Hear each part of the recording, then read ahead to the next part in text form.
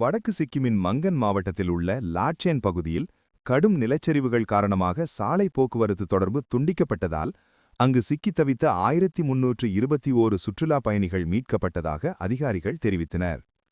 லாட்சேன் பகுதியில் நிலச்சரிவால் பாதிக்கப்பட்டு சிக்கித் தவித்த 1321 சுற்றுலாப் பயணிகளும் 84 உள்ளூர் மக்களும் மீட்கப்பட்டதாக அதிகாரிகள் கூறினர்.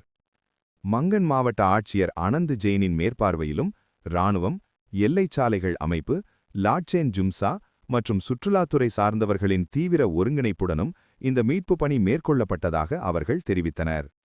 சுற்றுலா பயணிகளை தரம்சூ பகுதியிலிருந்து சுங்தாங் வரையிலும் அங்கிருந்து தொடர்ந்து கேங்டாக்கிற்கும் அழைத்துச் செல்ல பேருந்துகள் மற்றும் சுற்றுலா வாகனங்களுக்கான சிறப்பு ஏற்பாடுகள் செய்யப்பட்டிருந்தன.